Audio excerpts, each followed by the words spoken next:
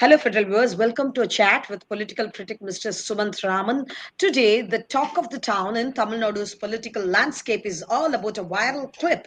It was just a 2 seconds clip of ADMK General Secretary Edepadi Palanisamy just having his handkerchief on his face while he was leaving Amit Shah's residence in Delhi after meeting him with his senior leaders. I'm having Sumant Raman to go into the details about this viral clip. Hello, Mr. Sumant Raman. Welcome to the show. Hi, hi. Hello. So you are one of the very few persons who commented that media is really plumbing the depths now. The operative part was just 2 to 3 seconds, but many people interpreted that EPS was hiding his face. He was not. You said, can you get more details on this? Can you explain to us what your comment was all about? Yeah. Look, first of all, this was not a secret meeting. Everybody knew yesterday. In fact, it was known 2 days earlier that this meeting was going to happen with Mr. Amit Shah on the 16th. It was not something which was behind the scenes or secretive or anything like that. And in fact, uh, even the fact that he was leaving to meet Mr. Amit Shah, there were videos of that. Leaving the the guest house or whatever to meet Mr. Amit Shah. So why would somebody want to hide their face as if it's a secret meeting? Look, very often what happens is that when we come out of a meeting or somewhere, there may be a handkerchief or a towel, or we sometimes wipe our face. Sometimes you may need to blow our nose, whatever. You don't know what this is on the basis of a 2 second clip. And I feel very sorry for that person who I think he has got no business to call himself a journalist. I think he's basically a propagandist who's putting this out. It's a disgrace to journalism to have such people. Mind you, that the person apparently I saw had put out 3 posts on the same thing of a 2 second clip. Did he verify it? Did he cross check it with somebody? Why would anybody want to cover their face for a meeting which is public? So I think Okay. this is a So, slander you, campaign which the so media you is believe running. me? I was very disappointed that Pudhiya Talamurai carried the same clip. Your own channel carried the same clip. So you So you I don't believe know from it's where they found that he was deliberately covering his face. So it is just slander against him. That's all. okay. Yeah, I'll move on to further details of the meeting. The meeting itself, initially, it was like the team of ADMK senior leaders along with EPS met Amit Shah, and we learned that the meeting went on for close to 40 to 45 minutes. And after that, there was another private meeting with Amit Shah and EPS. My question is, as a political analyst, what do you see, what do you read in these two meetings? Because initially it was as a team of ADMK leaders and EPS met Amit Shah, and the second meeting was a private meeting. What would have pushed EPS to send his team leaders to send his leaders and and go on for a one-to-one with Amit Shah? No, no. I think we have to understand that this is a normal practice in many such meetings. Usually, first the aides and the other senior leaders are present, and then there is a one-on-one. We have seen it at international meetings also, where the prime minister goes there. Initially, the whole delegation will be there. The foreign minister will be there. The foreign secretary will be there. Then they will have discussions with the similarly on the other side as well. And then the two heads of state or the two leaders alone will have a one-on-one kind of meeting. So this is a fairly normal practice. So I don't think that there is any particular reason. Look, there are certain issues which Mr. EPS may have wanted to, personally share. The initial meeting with the leaders would have been to show Mr. Amit Shah that there is no dissonance of any large scale in the party, and all the senior leaders are with him. So that is why you had Mr. S.P. Velmani, Mr. C. Vishanmugam, and all the others, Mr. K.P. Munusamy, all the other senior leaders were there. That is itself a message saying that the AIDMK is united. And then thereafter, there would have been a one-to-one meeting where, Mr. EPS would have expressed what I heard, his unhappiness with the way the BJP was actually handling this alliance issue. And especially with the kind of overtures they were making to the disgruntled leaders like Mr. Sengotayan, Mr. OPS, who's not in the party, but he's also a disgruntled leader, Mr. TTV Dinakaran. So I think that they were not happy with the way the BJP was handling this, and they were also not happy with certain statements being made by the former state president, where recently he said there is no big anti-incumbency against the DMK and all that. So I think they wanted to sort of make it known to Mr. Amit Shah that this is what was happening in the state. And to what extent, it's very likely Mr. Amit Shah already knew that. The bottom line is now they have appraised him. If the same behavior continues, then they know that he himself is playing a double game. Then they will have to rethink the entire alliance. Right. But don't you think, the EPS approach in handling his party's internal issues, will affect the relationship with BJP? Actually, BJP is very, very keen to get all the leaders from even the expelled ones like OPS, Sasikala, and TTV Dinakaran, because they want to score big in the 2026 assembly polls, particularly in the southern part of Tamil Nadu. Then very clearly the BJP should have told them, look, he will not take you back into the party. You set up your own outfit, and we will give you seats from our quota and negotiate with the AIADMK accordingly. See, what Mr. Edappadi Padisammy is saying is there is no place for Shashikala, OPS, and TTV Dinakaran in the AIADMK. Now, if they are outside the AIADMK and want to have some kind of a loose alliance, that is a different issue altogether.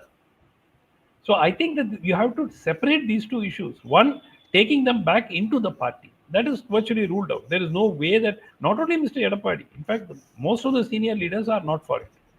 So this taking OPS or Shashikala back or Dinakaran back into the party, I don't think the question of that arises. Having said that, if we are talking of an alliance, in fact, I have been very critical of the fact that Mr. EPS should have reached out to TTV Dinakaran and cemented that alliance much earlier, instead of giving statements like "time will tell whether we will have an alliance with them" and all that. I can understand why Mr. Dinakaran felt offended. So I think he made a mistake there. But the point is, if BJP still has time to tell Mr. Edappadi Padisammy is not that rigid that he will never have an alliance with all these people. His point is they cannot be in the AIADMK. And that I think he is justified. And more or less everyone in the party is sort of united with him on that. That is why you saw that Mr. Sengotayan, who threw down the gauntlet, hardly anybody has come out in his support. Nobody has spoken up in his support. Yes, yes. So you think there will not be any impact after Sengoten met Amit Shah, and now EPS is meeting him, and so far he has not been relieved from the party. Sengoten has not been relieved from the party. So can't this be read like Amit Shah or the BJP wants everybody to be part of this ADMK? No, they do No, not want any more factions. I think we need to wait a little bit more to see how they deal with him. Maybe Mr. Sengotayan may have a change of heart and go and meet EPS. That is possible. Under perhaps under pressure from the BJP, he may do that. Now, see, the basic thing was the act of extreme bad faith was when Mr. Sengotayan was able to meet Mr. Amit Shah and Mrs. Nirmala Sitharaman in Delhi. That was awful. You're an alliance partner, the leader of your alliance. This man has set a deadline of 10 days for him to act or else. And then he goes to Delhi and you meet him. I mean, what kind of signal does it send out to the AIADMK as an alliance partner? What message does it send out to the people? That you are trying to actually break your alliance partner's party.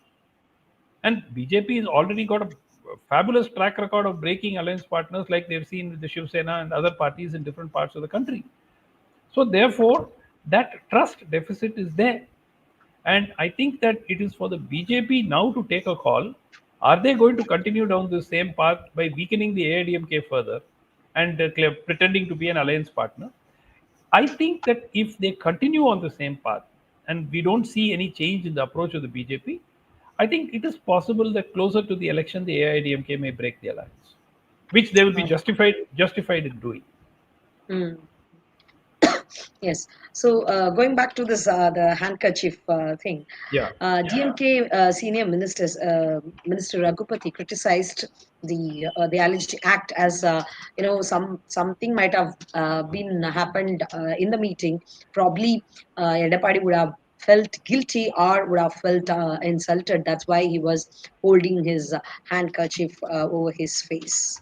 Yeah. What we have today in Tamil Nadu is uh, the local equivalent of Godi media in Delhi. If media in Delhi is basically a mouthpiece for BJP, media in Chennai is a mouthpiece for the DMK. It's basically just a very similar situation. So every single act, every single movement, even every single gesture of Mr. Edapadi is interpreted in some way and then amplified heavily because they've got a very strong social media presence and they have the media in their pocket.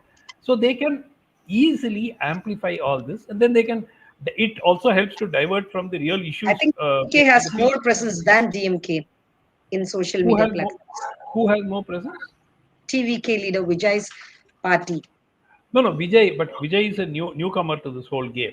And as far as what we can see on mainstream media, today again there will be debates on all the mainstream media channels saying that why did Edapadi cover his face? I mean, it is the most ridiculous. Without Mr. Edapadi Palaniswamy and the AIADMK, there would have been virtually no zero TV debates on any Tamil news channels in the last 1 or 2 years. First, it was will the ADMK break up when they were in power? Will the ADMK break up? Will it collapse? Then, after the government changed and the DMK came to power, there have been virtually zero debates on any issues which concern the public. Every day they sit and debate what will happen, OPS, EPS, EPS, TTV. Then, will ADMK break up? Will ADMK split? They don't have enough alliance partners. Every So single you day they think the target. party?